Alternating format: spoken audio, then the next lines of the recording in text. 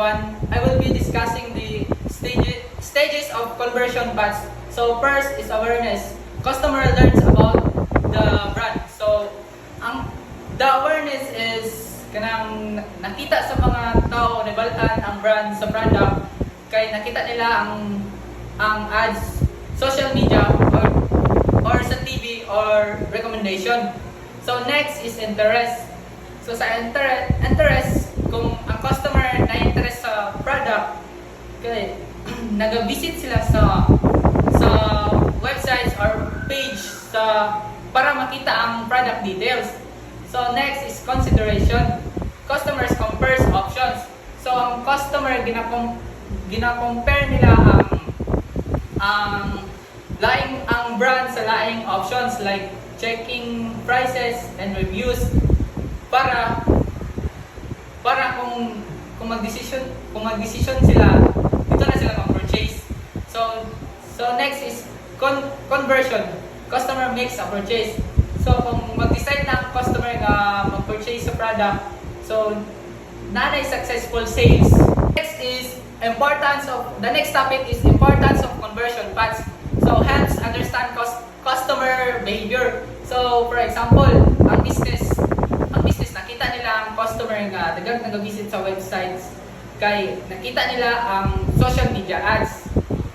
Next is identifies where customers drop off. So in-identify nila kung asa ang customer mawala ng interest sa product. So makatabang ni siya kay para ma-fix ang problem sa process. So next is improves conversation rates. So kung ma-improve ang every stage is mas daghang visitor nga mahimong buyers. So effective ang marketing ani. So last is increases sales performance. So kung mas nindot ang conversion paths is naay possible nga success ang sales, then ma-improve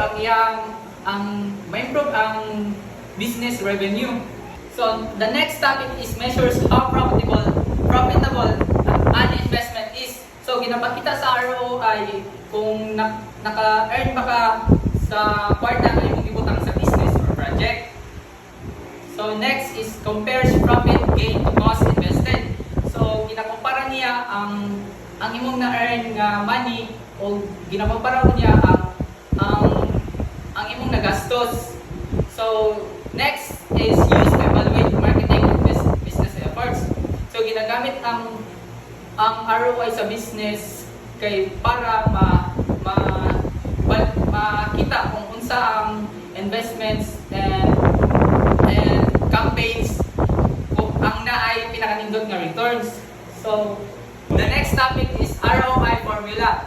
So sa ROI formula kay ang net profit and total investment cost kay imo ang i-divide, then i-times mo siya sa 100. So kung ang net profit equals revenue, i-minus mo siya sa cost, then sa investment cost equals amount spent.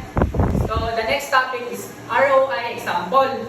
So example, ang investment cost nimo is 10k, then ang revenue is 50k, ang net profit is 40k. So ang 50k na imo siyang 40k kay ang 50k gi-minus siya sa 10k, so may mo siyang 40k.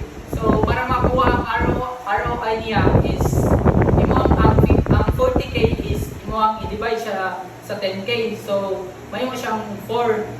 Ang 40k i-divide mo siya sa 10k, may mo siyang 4. So ang 4 is imong i-times sa 100, so may mo siyang 400. So ang ROI niya is 400%. It means ni earn of 4 times ang imong investment. So the next topic is importance of ROI. So first is measures effectiveness of investments. So ginapakita kung nagamit ba og tarong ang imong kwarta sa business. So next is helps and decision making. So makatabang ni siya kay para mag-decision kung unsa ang project o business ang pinaka worth it. So next is guides future planning. So makatabang ni siya para mas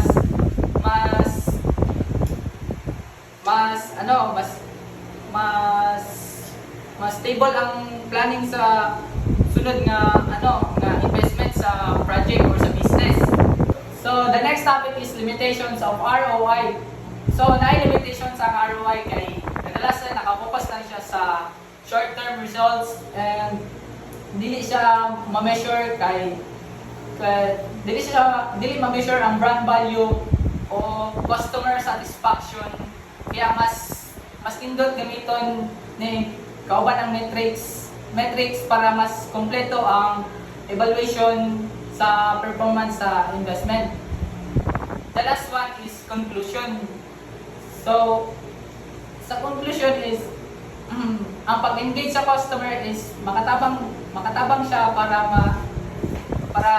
makabuild ka loyalty sa ila and mayo ang conversion paths na mag-guide sa ila antud sa mamalit sila.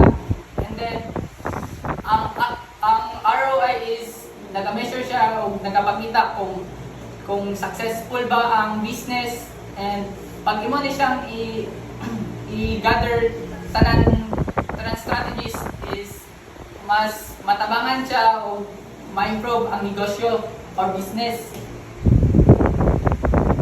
So that's all for my topic. Thank you for listening.